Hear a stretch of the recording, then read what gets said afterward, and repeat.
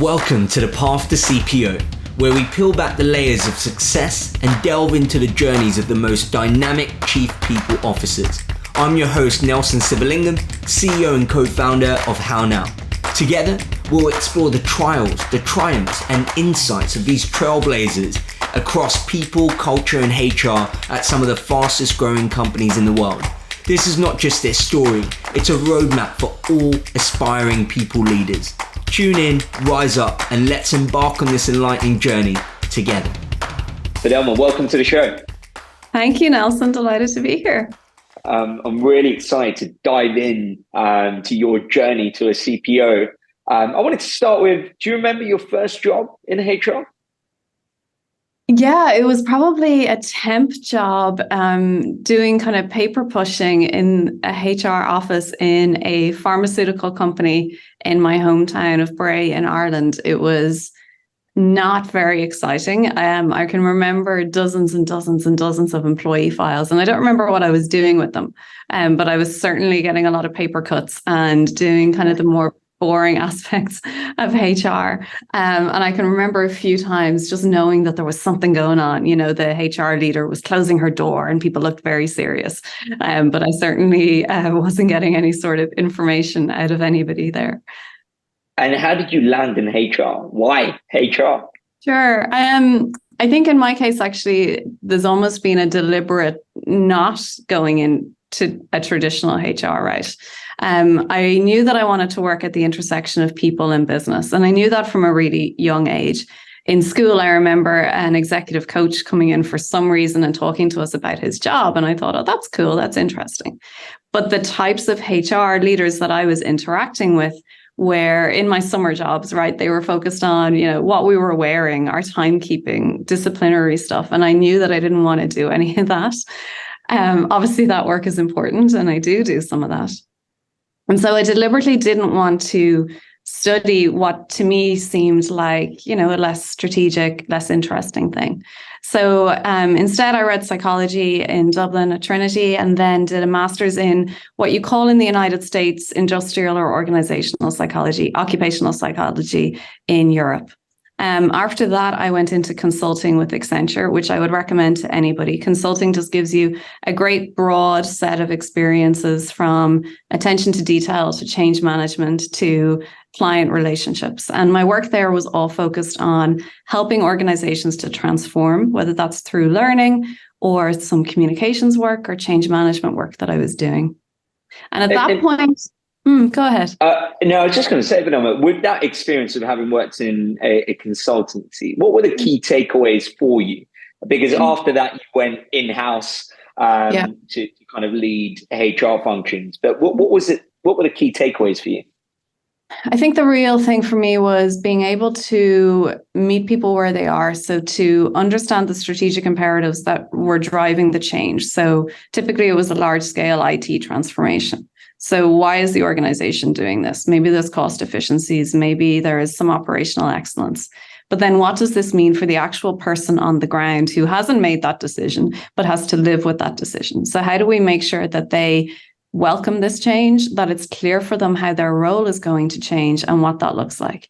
And so to be able to kind of craft that story for those individuals, to take the big strategic decision that's been made and make that real for people is probably the number one skill that I learned, and to try and navigate through all of the different stages of change that people go through and to try and move towards outcomes. I think that's probably the biggest one. You also just work with a really varied group of people. Your team changes on, you know, a monthly basis almost as people join projects, as you move on to other projects. And it affords you, I think, a perspective that you don't necessarily get if you're going to work with the same people all the time. There's nothing routine. You do bring skill sets and templates and things across projects, but every time you start a new project, it's like starting a new job. And when you look at some of the HR transformation projects that you worked on, and you look at the reasons why some of them were successful versus why others weren't as successful, what would you pin them down to? Making the case for change really clear to people and doing that from an early point. So there were times where my colleagues and I who worked in the talent and organization development space were brought in too late. So brought in to say, do the training associated with the system, when really the right time to bring us in is upfront, when people are starting to be taken off of their work and put onto project teams to bring this new system or this new process change in. And so the more successful ones were the ones who had us there from the start, so that when it came to things like training people in how to use the tool, that was easier because we knew what people needed to know in the moment and when, and we knew the, I suppose, psychological state they were bringing to that work. And so based on that, how do you now get buy-in in the organizations you're working when you're pitching to the C-suite to get that budget and to push through initiatives? How would you recommend you get buy-in from the C-suite? Yeah. So I think that art of storytelling is really, really important. It's a really crucial quality for a chief people officer and anyone in HR. And in order to tell a good story, you have to be a good listener, and not just hearing people, but actually listening to what they're saying and what they're not saying. You have to know what the strategy of the organization is. Like, what are we actually trying to achieve here? How do we do it? Why do we do it? What are our shareholders looking for and other stakeholders? What's on the CEO's mind? What's he or she thinking about every single day? And then how do we make that real? So in terms of seeking budget and approval for things, it's grounding it in, if we do this, it will make this difference to those strategic imperatives that we have. Right. I think data has been, both a blessing and a curse in the people space in the past few years, in the sense that now that we all have really high performant HRIS and other systems, we've got so much data at our fingertips. We can use data to tell stories, but only if it's insights that you're using, right? There can be too much data and it can be hard to see the wood for the trees. You've got to identify what data is actually most meaningful and what is that data telling you and what's it not telling you. So building data into that compelling case as well.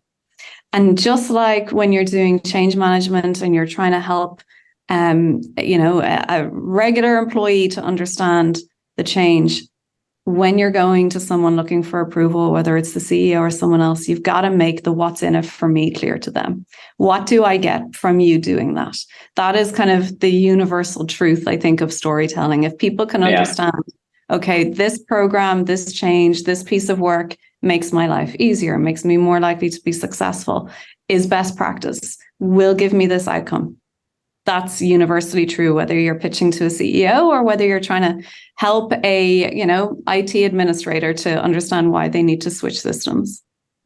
And how did you go about developing that skill of storytelling?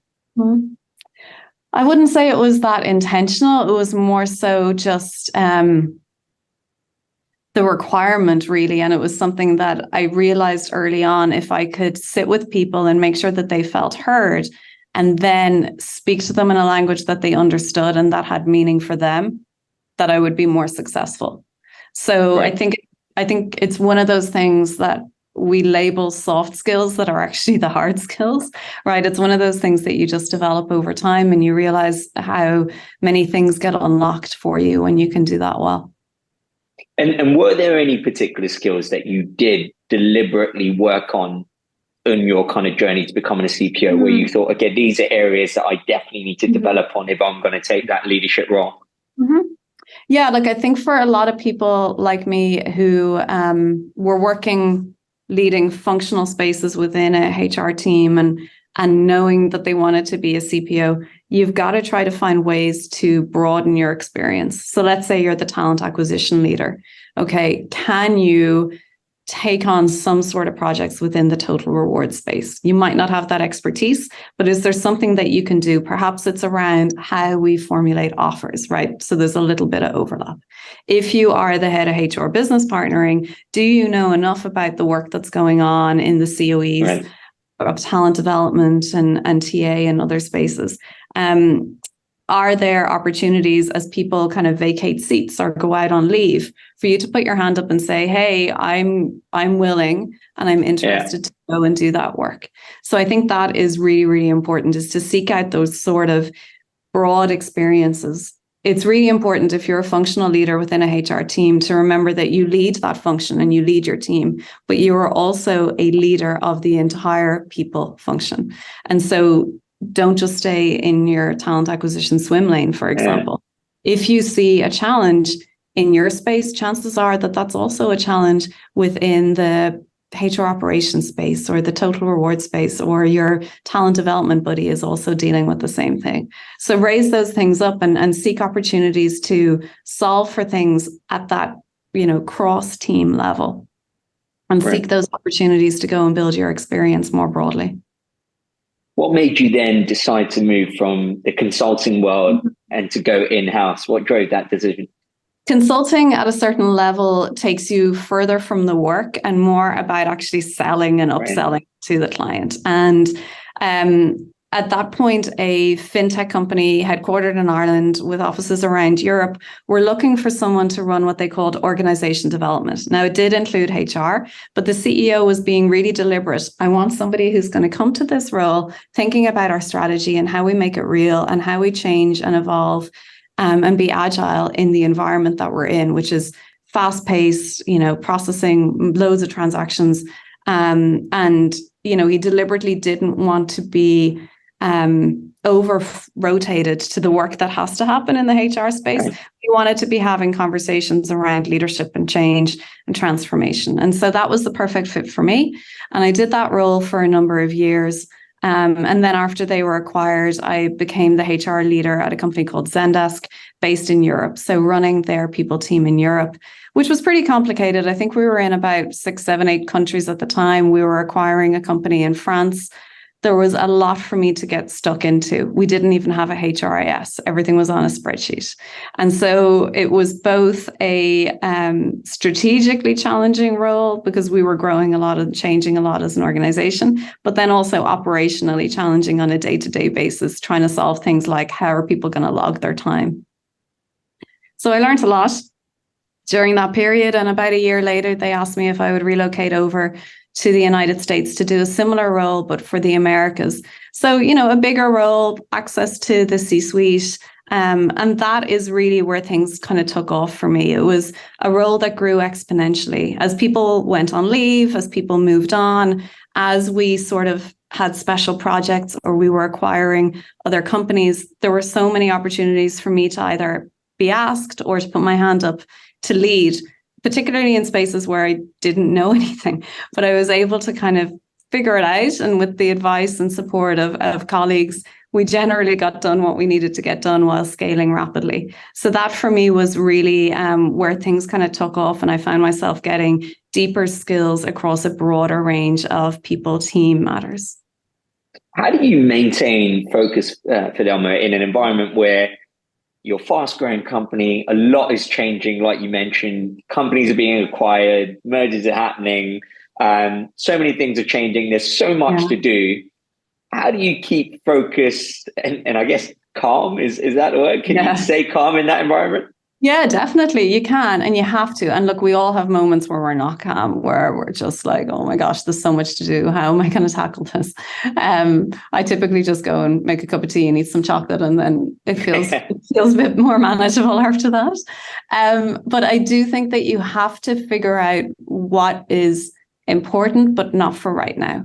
So, there are things that I would love to be doing in my current role that are really, really important, particularly around diversity representation and inclusivity and other things that they're so important. And I've also got some fundamentals that I need to get right in terms of some compensation work that I want to do. I've got some learning and development work that I'm introducing now. And I see that as kind of table stakes and really crucial. And I'm going to focus on that right now and do that really well. And then I'm really going to devote time and resources to kind of the next round of urgent priorities. You can't do everything all at once. And I think one of the hardest decisions that we all make on a day-to-day basis is what doesn't get done. And it can be really difficult. And I'm talking actually to a lot of our specialists and coordinators here at the moment about the things that you choose not to do, or the things that you do, as they come up at the moment that could maybe become something that you just do monthly. It's important that you think about, what am I doing now that actually really doesn't add value to the strategic goals of my functional area? And if it's not easy to draw that line, you've got to talk to your leader and say, hey, this is really important, but I just don't think it's a priority right now. Do you agree? And it's okay to do that, right? Because as people teams, no matter what company you work in, right, we're always going to be constrained by resources or systems or the volume of transactional work that we have to do. What do you know now that you wish you knew when you took on your first people leadership role? That's a really great question. What I wish I had known how important it would be for people teams to be ready for the past few years. I think that the past few years have almost been like what the economic crash of 2008 was for CFOs, where suddenly that was like the most crucial role and everyone was hiring for it. In the past few years, we've been through so much as societies, from, racial injustice, the pandemic, this move to remote working, climate issues. So many things have arisen that have really elevated the role of people leaders of all levels. And I think it would have been great to have had some sort of foresight into that, so that we could have been preparing the up and coming people leaders for all of that change. Because if you are a people leader today, your job, no matter what you do, is fundamentally different to the job that you were doing 3 years ago. When we were just starting out in the pandemic and we thought, oh, this will pass. We'll be back doing it the way we were doing. And if you're doing something now that is the same way that you did it 3 years ago, well, maybe you should look at that. Yeah. So I think for me, it would have been, if we had known that, I would have been working with my team on maybe more skills related to that, on turning learning into bite-sized chunks, on using technology and insights to figure out where employees are at and what they need, on being able to find ways to hear employee voices more so than I think most people teams did a few years ago. So many things like that I think we've learned, and we're in a really, really prime position now as people leaders to help elevate organizations and bring them to the next level. That's definitely seeing that, because it would be ideal if we could all look into the future and see that as coming. But I guess asking you a question about the future, when you look ahead over, say, the next 12 to 24 months, what do you think are going to be the big challenges for people leaders? I do think that a lot of organizations are really focused now on spending wisely. Right. And I don't just mean in terms of headcount, but also in terms of the systems that they invest in. A lot of organizations have, as you are well aware, multiple LMS tools in place, right? From the sales team to the people team to like the legal team, the IT team. We're going to see a lot of consolidation of tools, a lot of questioning of, do we really, really need that tool? And all of that is occurring within the context of remote working, where very often we're relying upon tools to create the sort of collaboration and productivity boosts that in-person interaction used to do for us. We're trying to recreate the water cooler moments using technology. And so I do think that that is going to be really important for a lot of HR leaders. We're all looking at things like travel. How do we travel less, do it more intentionally, make the most of our time when we're out in the field, whether that's at conferences or meeting with our employees. We're all looking at where we hire from. Are there partnerships that are giving us more value than others? And if it takes a little longer for a role to fill, then is that okay? And are we willing to deal with that in order to save? So I really do think the number one thing that my buddies and I are talking about is, okay, how can we streamline and how can we spend our dollars more wisely? Do you think it's possible to have work-life balance as a HR leader? I kind of prefer the concept of work-life integration. The work-life balance thing suggests that these two things are not in harmony with each other, that they're separate, that they're fighting with each other. And actually, it's about work-life integration. And I do think that part of being any leader is figuring out, how can I be most productive? And for you, that might mean going to the gym every day, or it might be, getting some alone time, or really, if you're an introvert, going and recharging your batteries that way. I do think that it's incumbent upon every leader to figure that out for themselves. And I say to my team, you pay into the jar and you take from the jar. And there are some times where you've got a deadline, a system going live, a difficult to fill role, a merit cycle, and you're gonna pay into that jar a lot more than normal. And I don't need to know then about the times where you're taking from the jar, right? The Fridays where you're checking your email, but you're lying out in the sun or whatever it is. And I do think that that's important. For me, I have a long commute several days a week. On the days where I don't commute, I make sure that at lunchtime I skip over to the gym and work out for 40 minutes and come back. I'd make sure that those are the days that I'm picking up and dropping off my kids. You have to just find out that balance for you. Like a lot of people leaders, I'm probably never not thinking about work. It's always in the back of my mind. The IT team actually this morning said to me, "We've noticed that you keep sending yourself emails." And I figured some sort of a imitation risk or whatever in their software. But yeah, like I will think of things at random times of the night, random days, and send myself an email. You've got to figure out what that's about. You've got to use tools like scheduled send in emails and Slack so that you're not imposing your hours on others, and just be really mindful of that. But really, it's important that everyone just figures out how to integrate all of those things. It is absolutely possible to do. All right, over to the quickfire round. Are you ready? I don't think so. We'll find out. You'll be fine. First one for you is, what's your best productivity hack? Oh, my goodness. Probably, yeah, I would do a lot of the scheduled send on Slack, where I think of things, or I might be even driving and I'll dictate, like talk to text and schedule that so that my team member sees it at a more normal hour. And I think that's really important, particularly when you have people all around the world like I do. Yeah, I think that recording yourself has been a game changer for me. I downloaded something about 6 months ago called Just Record on my phone, just to think out thoughts.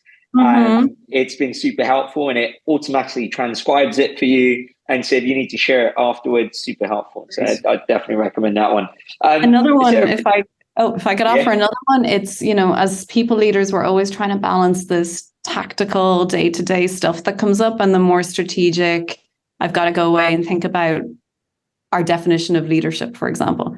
Block out time in your calendar and stick to it, right? That is time that is important. It's time where you look away from your screen, you've got a blank piece of paper and you're literally thinking. Maybe you're walking and thinking, but time where you're actually just focused on something other than what your email and your Slack notifications say you should be focused on. For sure. Is there a favorite book or podcast? Oh, well, there is, but it's not people related, so probably won't go there. Right. There's one by some very, very funny Irish comedians that I'm listening to at the moment. 2 women around my age, called My Therapist Ghosted Me. That gives me a lot of laughs on my long drive down to our Silicon Valley office.